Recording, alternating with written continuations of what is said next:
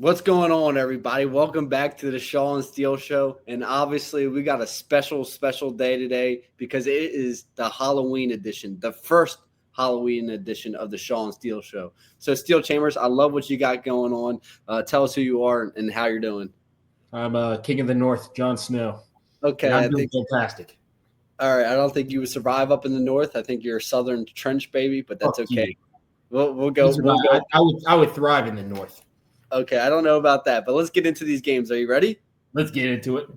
All right, we're going to start with our alma maters first.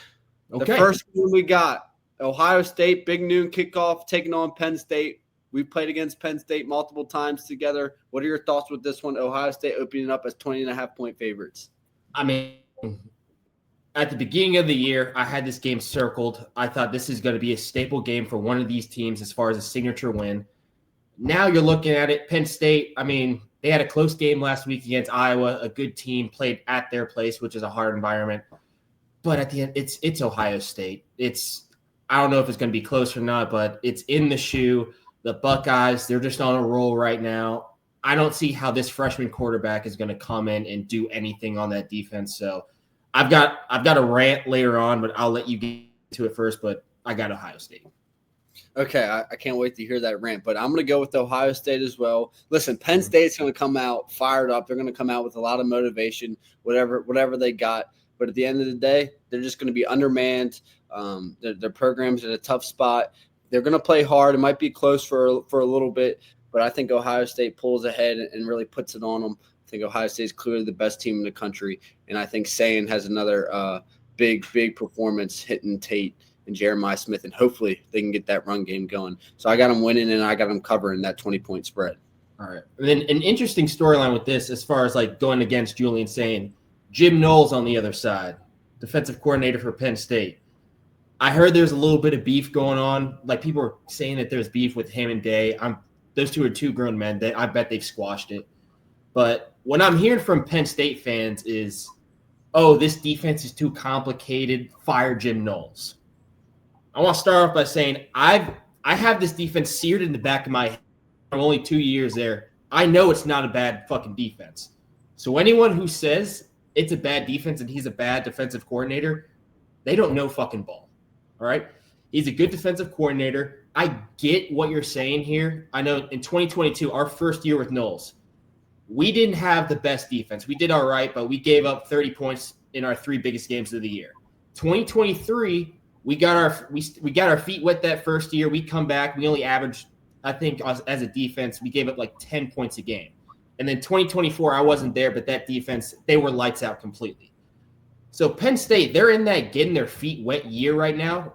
But based with everything that's happened with Franklin and whatnot, they just want to make things go faster. They just want their guys to understand the defense more. But you can't fast track learning a defense.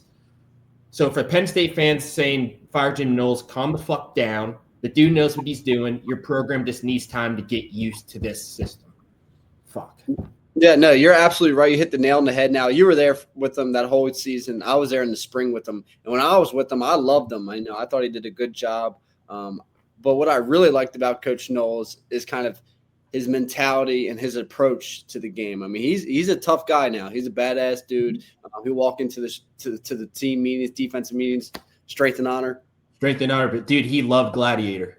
Yeah, he loved Gladiator. I mean, this guy is a real deal coach. He's proved that. They're having a down year all over the place in Penn State and Happy Valley. It's not just him. So let's chill on Jim Knowles. And you never know. He's definitely going to have his defense ready for this one. Definitely going to have his defense ready for this one because, Steele, the one thing I have heard is the beef, and I've heard that beef is real. So look, we're going to find out. We're going to find out. All that being said, they're going to get mollywopped. Okay. I mean, we're on the same page here. We're on the same page. I won't be surprised if Penn State gives them a game, but I do think Ohio State continues their dominance and they win by 20+. All right, you ready to move on to our second alma mater? And my USC Trojans, they got to bounce back on track. They're heading to Lincoln, Nebraska, another place we've both played at, Steel. It's as lively as it gets. Huh? It's a night game. Yeah, it's a night game. It's one of our favorites. Everybody we talk to who's played it in Nebraska says it's one of their favorites. Place is going to be rocking. It's a night game. Both teams, Nebraska's 6-2. We're 5-2. This is a must win for both teams. Steele, how do you see this one going? I was confused whenever I saw the records. Real quick, USC is 6.5-point favorites. USC is 6.5-point favorites. All right, yeah. I was confused looking at the records of this game. Both of them kind of feel out of playoff talk, but 2 losses, I mean, there's still somewhat hope. And I hate doing this, but I've got to go with USC. Because my hate for this whole Raiola Mahomes thing trumps the Trojans. I understand like idolizing someone and like making your game like theirs, but what he's done with the whole mannerisms and copying every aspect of his life, I fucking hate it. You never know. He could just be his doppelganger, man. He could just dude, like I think a couple weeks ago, he made the exact same throw Mahomes made in the Super Bowl, like kind of sideways, like almost on the ground. He made the same throw, but at the same time, I don't like it. Just calm down with that shit. Stop it. But I think USC overall still has a better team, actually. Their offense is really good. Defense, I think it'll be serviceable in this game. Yeah. No, this was a showdown last year. Nebraska came to our place. They got a really good corner by the name of Sierra Wright. He's on the midseason All-American list. He played at USC, did a really good job at USC, had some personal stuff, decided to transfer out, goes to Nebraska, and he's dominating there. He's a leader. I believe he's a captain. And when we played against him, he had like a pick, a block field goal. So he had his redemption, and I know he's going to be ready to play again this season. And came down to the wire last year. I think it's going to come down to the wire this year because it's on the road. But I love my Trojans, man. I love them. I think they're going to get back on track. They still showed they can move the ball and score on anybody. They did that against Notre Dame, couple turnovers. I think we eliminate those turnovers. Defense, I mean, the defense, you don't know what you're getting this year. You don't. That's just the truth. You don't know if they're going to get the ball pounded down their throat, no Diddy for 300 yards, or you don't know if they're going to step up and stop the run. So whatever defense turns out, I know Coach Lynn will have a good game plan, but they got to stop the run. Stop the run, run the ball, play tough, Steele. That's the blueprint here. But we're on the Trojans. Okay, we're in agreement so far. All right. Did they have a bye week? Did who? They had a bye week last week, right? Yeah, coming out of a bye week. Okay, yeah, that's okay, perfect. Then that should work in their favor. Yeah, and they get the last team they played coming out of a bye week? What? Michigan beat the brakes out of them. All right, USC. All right, I see y'all. Next game we got. Are you ready? Yeah. We got the Hurricanes taking on the SMU Mustangs. SMU 12.5-point dogs. So Miami 12.5-point favorites. Over under set at 50. It's at SMU. What do you got with this one? Miami. I think this is another one of those instances like the UCLA Indiana time whenever we previewed that game. I think it's going to be like that. Okay. I think like it's cool. Like UCLA, they were coming off a hot streak. SMU, they're doing really well right now, but I'm just going to focus on the eye test. Miami is the better team overall. I know they haven't looked like themselves the past 2 or 3 weeks, but they're going to bounce back this week. Carson Beck, he's going to have a good game. Ruben Bay in that defense, they're going to be flying around. SMU is going to have no answer for them. Miami by 30. Yeah, let's be honest here. Beck throws four picks, and they still have a chance to win that game against Louisville. This is a good football team. They struggled a little bit with Stanford, but ended up curb stomping them in that second half. I think that carries over. I think they're back on track. And once again, Steele, we got the same wavelength for this weekend. It seems like we're going with the Hurricanes big. I'm going with the Hurricanes big as well. Okay, moving on. To another very important, perhaps playoff indicator. Okay. Heading to the group of 5, North Texas at home against the Naval Academy. Who do you got? North Texas as 6.5-point favorites. I'm going to go with the Shipman. I know Saban likes them, so I'm right there with him. My sister goes to West Point, so I'm always going to root for those academies. Okay, I was going to question your Patriot blood if you didn't go with Naval. I mean, both. You got Texas, a Texas school going against a service school. I mean, this is as good as it gets, as patriotic as it gets. But I'm going with the midshipmen, 7-0. We all know what they're capable of. They're going to play tough. They're going to pack their toughness on the road. They're going to attempt to run the ball, and it comes down to stopping the run, and I think they're going to do that. Is it still the triple option there? it's still the triple option. They try to mix it up a little bit, but they still run that triple option. Yeah, dude. In high school, I had to prepare for that twice every single season. It sucks. I ran that. You guys ran the triple option? Yeah, 1 year we ran it. I was the wingback. I got offers just off being that wingback. So you had your hand in the dirt, huh? Oh no! You were the wingback. I'm thinking the wingback. I'm going in a little short motion, getting the pitch. That was a fun offense. This is the dumbest offense ever. Our high school would have ran that triple option, right? Modernize yourself. We at least did I formation. We ran the ball a lot, but we were in the I formation. That's fair. I would have been in the I formation too if you were my running back. You can take that for whatever that's worth. All right, you ready? Okay. Are you ready? I appreciate that. Okay. We got Vandy on the road against the Texas Longhorns. Mm-hmm. Texas 2.5-point favorites. Mm-hmm. What do you got? This game's interesting because they're both kind of in the same situation as far as playoff contention, somewhat, but they're just in completely different scenarios. So Vandy, they're rolling right now. They're coming off of 2 big wins against LSU and Missouri. They're feeling themselves. Their fan base, they believe in that team and Diego Pavia. They're right now at an all-time high. And then Texas, they are still in playoff contention if they're able to win out. But as far as like how the fan feels about this team, they just had 2 very hard-fought wins against bottom-tier SEC teams. Their quarterback, even though he had a really good game last week, he's been struggling all year. I think he's in concussion protocol right now. And then their defense that's supposed to be all-world led up 400 yards against a Mississippi State team that shouldn't be on the same field with them. So I think it's going to be one of those things where the hot hand just keeps rolling. Vandy goes into Austin, Texas, and finds a way to beat the Longhorns. Okay. If that happens, I will no longer be a Pavia hater, and I will no longer be a Vandy hater. I will respect Vandy officially for the rest of my life. But I just don't see it happening. I don't see it happening. I think this Texas defense is going to come out much better. They're another – I'm not saying they're like USC, but they're another defense where they've been up, they've been down. You don't know what you're going to get out of them. And I believe they're going to get up for this game. Pavia, if we played against Pavia, I know everybody in our defense would be highly motivated to hit that guy. So they're going to be highly motivated. I think if Arch comes back, I'm sure he will. He played pretty well in that second half against Mississippi State. I want to see him keep trending.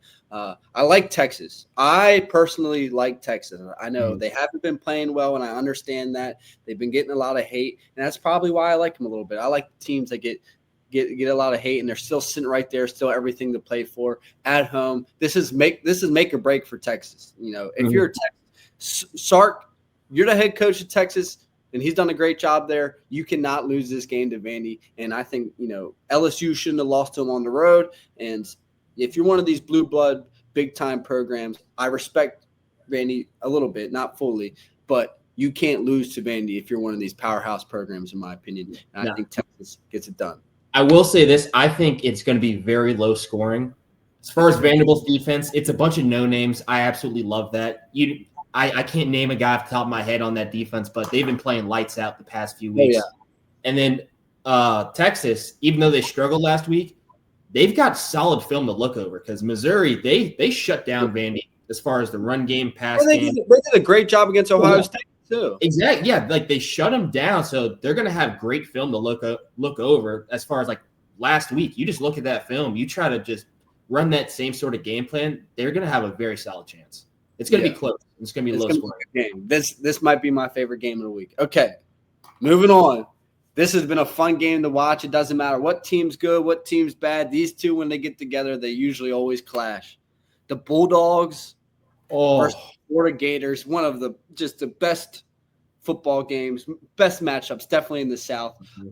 Florida, believe it or not, only 7-point dogs. I thought they would have been more with everything they got going on. But their players, man, they play hard. They're never out of the fight. They're 3-4. Coach Napier just got fired, but these guys play hard down there in Florida. And then you got the Bulldogs, who I'm really liking this year. Steele, what are you thinking with this one? World's largest outdoor cocktail party. This is on my bucket list as far as environments I want to go to. and I'm sure I'm going to at some point. But I think it's really interesting. I think for the Bulldogs and Kirby Smart, this is a game where you have to go out there and prove yourselves, especially on defense. Yeah. Because you've got to get pressure on DJ Lagway. He's shown the ability, if he has time, to sit in the pocket, and he'll pick apart defenses at times. So you got to deal with that. Gunnar Stockton, that offense, they've got to come out flying out the gates. They're known for being slow starters in these games, except for that Ole Miss start. So they got to come out swinging on offense and defense. Florida, I mean, they just haven't had a luck of the draw all year, but they're going to get up for this game. They're going to show out. One of the biggest rivalries in the South. It's going to be close. Florida's definitely going to be able to contend with these Georgia players, especially early on. But sooner or later, Stockton, he's just going to keep hitting on all cylinders. They're going to get that run offense going, and then Georgia's going to end up winning by, say, 10 points. Okay. Something that I liked about Georgia this year is in years past, if games went to 30 points, if an opposing team scored 30 points, 40 points, I don't know if they could have really ran that race. But this year they've proven twice against Ole Miss and Tennessee that if they can get in those shootouts and kind of exchange and win. That's why I really like Georgia. And then when they run the ball and get that run going, they're as good as anybody in the defense when they're on. They play well. But with that being said, the Gators coming out of a bye week, a man they loved. Say what you want. This isn't Brian Kelly. Billy Napier is a guy who players love him, love playing for him. When Billy Napier got fired, he saw everybody that played for him come out and say, this guy, was a great role model, going to miss him, blah, blah, blah, blah. When Coach Kelly got fired, you got Malik Neighbors posting, go kick rocks. Two different things. I think this Florida team gives everything they got for Coach Napier, and they go out and pull off one of the biggest upsets of the season. Give me the Gators. Give me the Gators. No, dude, come on. Give me the Gators. I'm wrong with the Gators. There's nothing you can say is going to change my mind. All right, I will say, they've got a chance. With Napier out, the offense is going to look pretty different. So Georgia's going to have a tough time dealing with that. And then it's just over the past 10 years, Georgia, they're probably the most consistent defense you're ever going to see. This year has not been that. So I see where you're coming from, but I'm sticking with Kirby and the Bulldogs. Yeah, I don't blame you. But I'm going with the Gators. Okay, moving on to another game I'm really pumped up about. We talked about both of these teams this year. Cincinnati on the road against Utah. Since Utah is opening up as 9.5-point favorites, I'll start this one off. We talk about one man when we talk about, a couple guys. But there's one man that rises above the rest when talking about the Cincinnati Bearcats, and that's Nico Palazetti. We said early in the season, whatever football team Nico Palazetti is the strength coach for is going to be a damn tough, damn physical, and a damn good football team. Then when you sprinkle in a couple Buckeyes like Joe Royer, Patrick Gerd, Evan Pryor, bring some of that culture over to the Bearcats. That's what you're seeing. You're seeing it pay off. They're 7-1. They're playing tough. Quarterback's playing well. I like Cincinnati in this one. I really, really do like Cincinnati. I think Utah, they're up and down. They've historically had a really good culture. They just beat the brakes out of Colorado for whatever that's worth. But I like Cincinnati in this one. I will never go against a Nico Palazetti Big 12 football team in Big 12 conference play. So give me the Bearcats. Now, it hurts because I've got ties on both teams. I got all the Ohio State guys, and then I got my high school buddy Ryan Davis over there with the Utes. His quarterback, Devin Dampier, he just – in these big games, he has not shown the ability to perform. And that has been a recurring issue all year with BYU against Texas Tech. He just can't perform in these big games. And this is a huge game for him. And then you look at the Bearcats. I FaceTimed Pat Gerd a couple of nights ago. He was raving about Brendan Sorsby. And if you get Patrick Gerd raving about you, that means you're one of those dudes. Yeah. So he's going to come out there. He's going to perform. They got Joe Royer out there. He's a great target for him. Evan Pryor on the ground. And then, of course, Gerd. He's just a bowling ball that they use like a little Swiss Army knife. So this team, they're going to come out there. Is it at Utah? It's at Utah. Yeah, they're about to shut down the Mormon State, man. Give me the Bearcats. Yeah. Dude, I tried to get USC. USC came to me. Quick behind-the-scenes story. Well, USC didn't come to me, but I knew USC needed another tight end. Our tight end at the time had gotten hurt. He's a really good player, but we needed another tight end. And Joe hit the transfer portal. I think you told us this. Yeah, and I went to them and I told them, you got to take this guy. You know, we played with Joe. Joe's a really, really good football player. Even at Ohio State, he had a lot of stuff that went down at Ohio State. And I asked him, Joe wanted to come to USC, and for whatever reason, I love Coach Riley, but this is something that I always be pissed at him about. He didn't do it because he really would have helped the Trojans out. But I'm happy he's still in the state of Ohio, to be honest. I think he fits well in those Ohio schools. So we'll learn about him more. They just said they want to come on. Okay. Him and Pat. They texted me whenever I was on the call with them. Okay. They are more than welcome to come on to the Shaw and Steel show. That would be great. Now I'm definitely hoping they get this W, which I know they will. We love the boys over there. Okay. Next game, big game. Another big game in the South, make or break game. We talked about a make or break in the Big Ten. Now we're talking about a make or break in the SEC. We got the Tennessee Volunteers. Tennessee Volunteers at home against the Oklahoma Sooners. Tennessee, 3-point favorites. This is my game of the week. It is so hard to pick this one. On one hand, it's at Neyland Stadium. That's one of the best environments in all of football. I feel like I say that about all these places, but this truly is. This is my favorite place to visit as a recruit, Neyland Stadium. They've got the checkered thing going all over the stadium. They've got the cool little boats outside. It's a hell of an environment. And it kind of it signifies what this entire team is. On offense, they're just fancy. They spread everyone out. Joey Aguilar as a QB, he's just throwing dots all over the field to Chris Brazo and all these weapons. And then you've got the defense who doesn't show up most of the time, but you've seen throughout this entire year, they've only lost to 2 of the top 5 teams in the country, and they're still in those games. So even though their defense isn't up to par with the offense, they still go out and win these games. Like the offense is that good. And then Oklahoma, they're coming off a huge loss against Ole Miss. I think this can be John Mateer's game to really come back into not a Heisman hopeful anymore, but come back to his first month performances that he was putting on. So I'm going to go with Tennessee, but I think Oklahoma bounces back as far as the offense goes, scores a lot of points. Venables' defense, they're going to be really good, but they're not going to be able to keep up with this Tennessee offense. Okay. So last week we talked about how Oklahoma is not going to be able to keep pace with Ole Miss. And that pretty much rang true for the most part. Mm-hmm. And my question for you is, Steele, how much better is Ole Miss's offense than Tennessee's offense? I think they're a lot more balanced. Kawan Lacey is much better in the run game than I don't even know who they're. I think it's Bishop over there at Tennessee. Yeah, I would take Kawan Lacey over him 9 out of 10 times. So that's going to be in Venables' favor. They're going to be a lot more one-dimensional. So he's probably going to bring all this pressure, maybe get to Joey Aguilar a couple times. But the Oklahoma offense I think they're going to put up points. They're going to score, but it's not going to be at the same caliber as the Tennessee offense. It's maybe not a shootout, but a lot of points being scored. Okay. Well, I think Ole Miss's offense is better than Tennessee.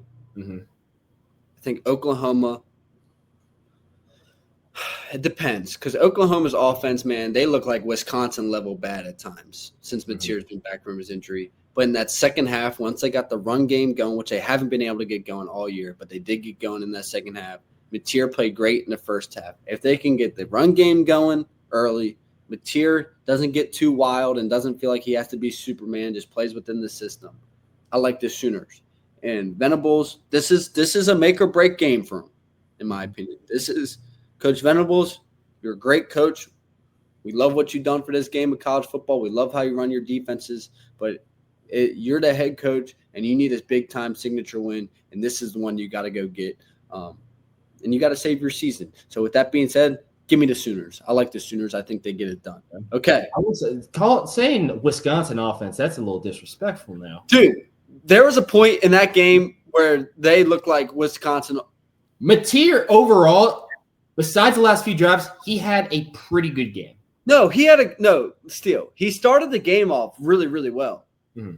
But in that middle kind of section, when they get the safety and then like they had a couple 3 and outs, I mean, those drives, not being able to get the run game going. If they didn't have Mateer at times, they would look like a Wisconsin level offense. Is what I'm saying. Okay, the offensive line was not good. He was playing all in his own out there. Yeah, I mean, and that's part of the problem. I feel like he literally has to be Superman for them to win, or for them to be a good team, which is the sign of not a very good team. But we need that run game to show up. But I like the Sooners overall. I like their defense. So I'm going to go with the Sooners. Offense has got to bring it. Okay, we don't have a big game. We don't have a big steal segment because we got a lot of other stuff going on. So we're going to keep rolling with a couple more. Are you ready? Okay, yeah. I'm curious what these games are. This is an interesting one. We saw the Fighting Mitchell Meltons. They have 1 loss on the season, and it came by the hands of North Carolina State. And we got the number 8 Georgia Tech Yellow Jackets going on the road against North Carolina State Wolves, I think, right? The Wolves? Maybe. I don't know. Okay. Wolfpack. NC State Wolfpack. Wolfpack. Yes, Wolfpack. NC State opening up as 5.5 point dogs. Not favorites. Oh boy. Interesting. What do you think? Georgia Tech handles business very easily here? I can see this being another sneaky one that Georgia Tech just loves getting into. Yeah. Again, it's just the Haynes King show over there. Not many other guys are stepping up as far as having a big time role in this offense, even in this defense. So Haynes King, he's going to go out. As long as he doesn't get hurt, God forbid, knock on wood, he's going to keep doing his thing. Defense going to do just enough against this NC State Wolfpack team to stop their offense. Give me Georgia Tech. It's going to be close per usual. Georgia Tech doesn't like blowing teams out anymore, so give me the Yellow Jackets. I don't know too much about NC State. Okay. I don't know too much about NC State either, but anytime you go on the road, it's tough to win. And Haynes King, like Mateer, has had to be Superman, but he's being Superman. He's literally being Superman. And I firmly believe he should be in the top of the talks for the Heisman race. So I think Haynes King continues to roll, and I like Georgia Tech. We got 2 more games still. 2 more games I want to bring up. I'll start this one off. And I hate to say this. This really hurts to say this. But this is my upset of the week. I apologize. We had him on the show. I love this guy to death. He's a great dude. I love what they're doing. University of Virginia on the road against Cal. When I look at Virginia, they're skating by the skin of their teeth. And I think this is the week, traveling from the East Coast to the West Coast. I think this is the week that they get upset by Cal. 5-3 Cal. Steele, what do you think? Is that another late night game for them? Yeah, this is at 3:45 your time. 3:45 East Coast time. Okay. Cal's 4.5 point dogs, not favorites, dogs. I mean, Cal's got a good quarterback, and then, like you said, Virginia barely won against UNC. I mean, you got Bill Belichick over there being coached by his fucking 24-year-old girlfriend, and they still somehow almost beat them. Yeah. So I'm gonna go with Virginia.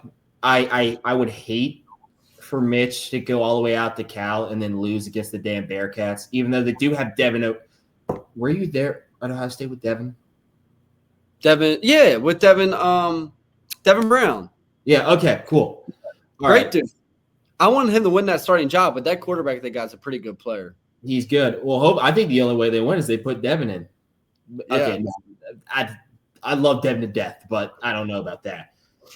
I still have Virginia in this. Put Big 33 in the game. What'd you say? Put Big 33 in the game. Wasn't that his number? Big 30. Yes, sir. All right. Big 33. I'm gonna go with Virginia. Not gonna overthink it. Give me Virginia. They're a ranked team. Cal kind of overlooked just because they're out in California over there. No one really pays attention too much since we don't have Pac-12 after dark anymore. So I'm just gonna stick with my gut. Go Virginia. Okay, and then all right, fair enough. The last game we got. This could be a sneaky one. We got the Ole Miss Rebels opening it up. That's 12.5 point favorites at home against the South Carolina Gamecocks, who just suffered a heartbreaking loss. Mm-hmm. What do you got? Not overthinking it. Ole Miss. They proved themselves last game. Ole Miss, known for shitting themselves in the later part of the season with Lane Kiffin. They'll start off really hot, and then they just completely annihilate themselves down the road. But this year, this is a different team. They're not going to fuck it up. That offense is absolutely legit with Trinidad Chambliss. The defense, they make plays whenever they need to. They've definitely gotten better since that Georgia game, even though there's only one game to show for it. But they're going to take care of business. I know Lenore Sellers, he's going to pose a problem as far as QB run game. But against Alabama, besides a few big plays, they didn't really show the ability to move the ball up and down the field besides his legs just getting him out of trouble. So give me the Rebels. Okay, well, I'm going to overthink this one for multiple reasons. I gave Lane Kiffin credit because he's got a lot of outside distraction, and he clearly had his team locked in against Oklahoma. But now the distraction is that he keep mounting up with the LSU opening, keep mounting up. He has to keep answering questions. That is a distraction. Then South Carolina, they are salivating for a big-time SEC win. Beamer ball coming. This year hasn't gone the way they wanted it to. It gets some injuries. Offensive line is as bad as it gets. They have been salivating for victory. They almost got a huge one against Bama. The heartbreaking loss, but I think they come out swinging. It's going to be very, very close. Very, very close. I want to take South Carolina so bad for those reasons. Let me for anyone who's a South Carolina fan, my girlfriend's one, if it's close by the end of this game, they will fuck it up. They will fuck it up. So unless they are blowing Ole Miss out, I do not think they have the capability to finish a game. Just before you make your pick. Okay. I like what Lane – overall, even though he's got a lot of distractions, Lane Kiffin, we talked about him coming into his own even in his early or later years in his coaching career or mid-years, whatever you want to call it. I want to see Ole Miss in the playoffs. I'll go with Ole Miss. I will not be surprised if South Carolina finds a way to get this done, but I'll go with Ole Miss. If you want to find a reason for how they could lose this game, we didn't talk about it last week, but Lane Kiffin, great coach. Sometimes he gets way too fucking cute with his play calling. Oh, yeah. Last week on the goal line with that second and third down call. He kept bringing in Simpson. Yeah, Simmons. They kept bringing in Simmons for these weird fucking play calls. Didn't work. They lost 4 points right there. And then they went for it on a fourth down, I think on their own 35-yard line. Dude, I don't even think it was 35. I think it was like the 20 or something. Something like that. And then they bring Simmons in again. They have two QBs in for some unknown reason. And I think they just did I think it was like a wildcat thingy. They did direct snap to the running back, and you fucked up. Yeah, so if they lose, it would be because Lane Kiffin brings out some of that bullshit, tries to get too cute, gets away from his game plan, and fucks it up. Okay. Actually, I do want to bring up one more thing, Steele. Okay. This is the time of year, late October, early November, where if you're a big-time powerhouse school, you don't want to go to this place. And that, not necessarily because you're going to lose, but because it's going to be a close game. And that's playing at the University of Maryland. We got the big-time Indiana Hoosiers on the road. We were at Ohio State. We struggled against Maryland when we went there. I was at USC. We struggled when we went there. There's something about that environment that's very, very tough to play in. And at 21.5-point favorites, this Indiana team's for real. I like the Terps. I like the Terps covering that spread, 21.5. That's my final pick. Do you know what the definition of insanity is? Just keep doing the same thing over and over and over. And expecting things to change. What did you say last time we covered Indiana? Well, every now and then, I'm going to be right. I'm bound to be right at some point. Sounds like you're just blindly throwing fucking darts at a board. Hopefully one of them sticks. All right, let's wrap this up. Indiana covers, damn it. Okay, all right. That's the last pick. I'm ready to take off this damn magic hat or whatever the hell you call it. I love my outfit. I know you love your outfit. When I showed up wearing this shit and you got that shit on, it makes me want to go throw up. Go ahead and cheese. I'm taking a picture of this. Love it. All right. Great episode. Okay.